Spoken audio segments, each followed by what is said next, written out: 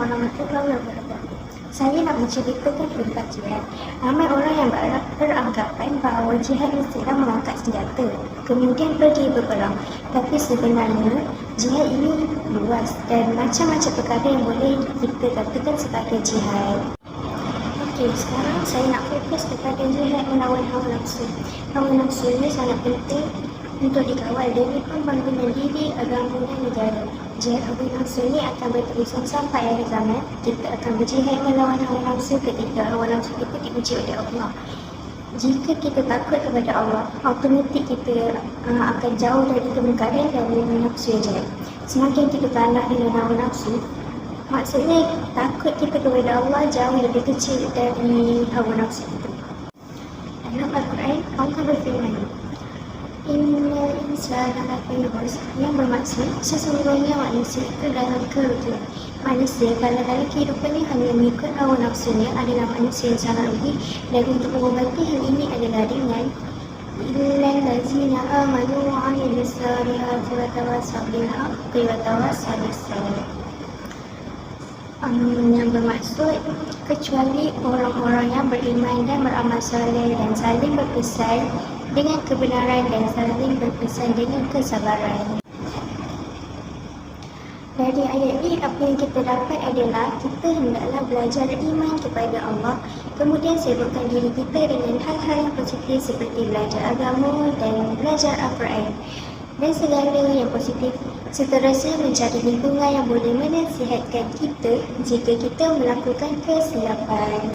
Bismillahirrahmanirrahim. Assalamualaikum warahmatullahi wabarakatuh. Nama saya Sarah Humaira binti Ayuman Saleh.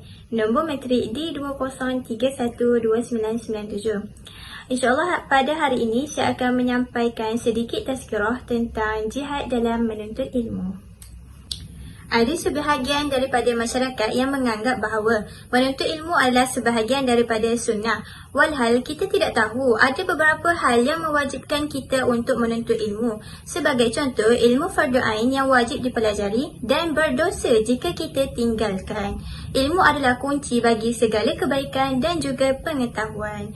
Ilmu juga merupakan kewajipan untuk kita menjalankan segala yang Allah Subhanahu Wa Taala telah perintahkan kepada kita semua.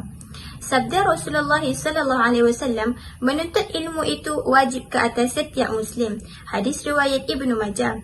Menuntut ilmu juga adalah keutamaan bagi semua umat Islam pada masa kini.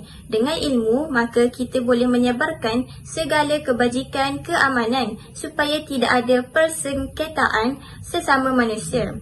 Antara keutamaan dalam berjihad menuntut ilmu adalah yang pertama, dapat memudahkan seseorang untuk masuk ke syurga. Barang siapa yang menuntut ilmu, maka dia telah mempermudahkan jalannya untuk menuju ke syurga. Ilmu yang diperolehi juga akan dapat disebarkan dan kita akan diangkatkan darjat. Orang yang berilmu juga adalah orang yang paling takut kepada Allah Subhanahu Wa Taala.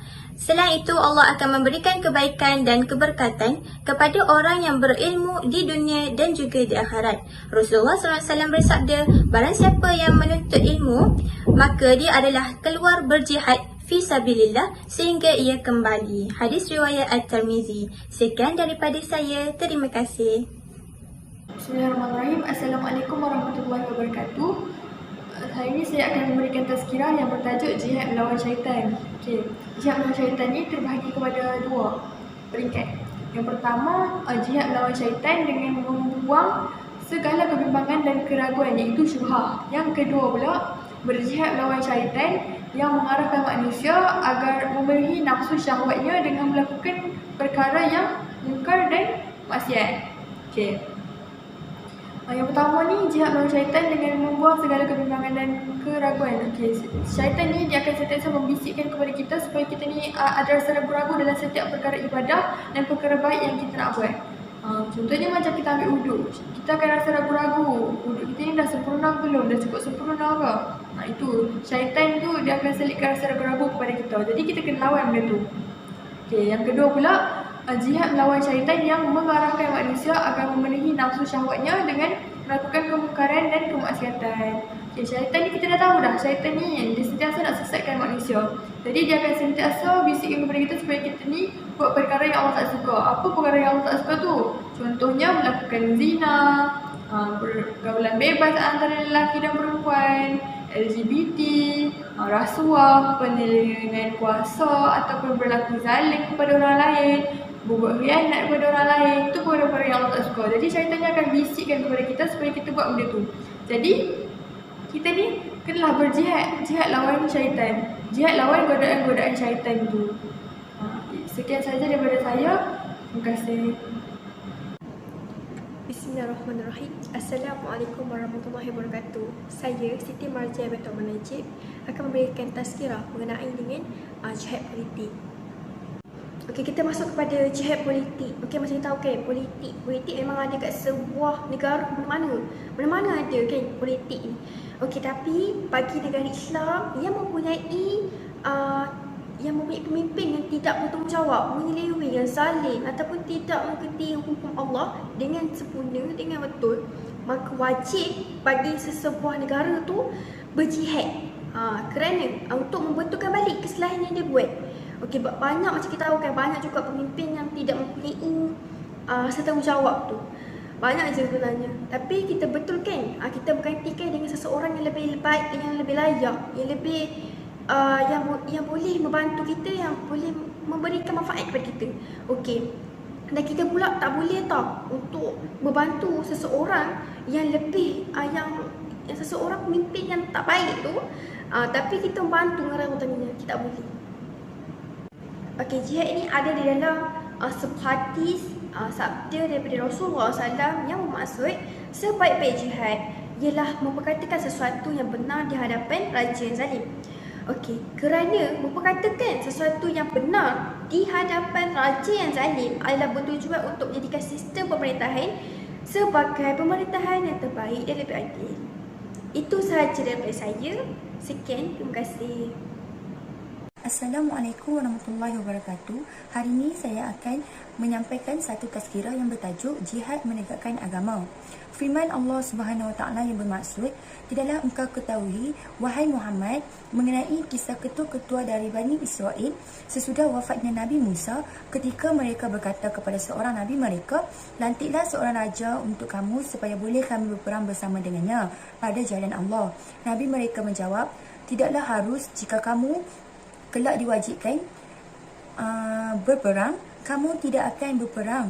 Mereka berkata, mengapa pula kami tidak akan berperang pada jalan Allah, sedang kami telah diusir dari kampung halaman kami dan dari anak kami. Maka apabila perang itu diwajibkan ke atas mereka, mereka membelakangkan kewajipan itu kecuali sebahagian kecil dari mereka. Dan ingatlah, Allah Maha mengetahui akan orang yang zalim. Surah Al-Baqarah ayat 246. Allah Subhanahu Wa Taala mendedahkan satu kisah yang berlaku pada Bani Israel ketika mereka diancam penjajah yang menindas keluarga dan anak mereka. Jalan mengembalikan keadaan yang aman dan selamat daripada ancaman musuh kecuali berjihad pada jalan Allah Subhanahu Wa Taala. Ayat ini menunjukkan jihad kerana menegakkan agama Allah Subhanahu Wa Taala perlu kepada pemimpin yang diterima umat.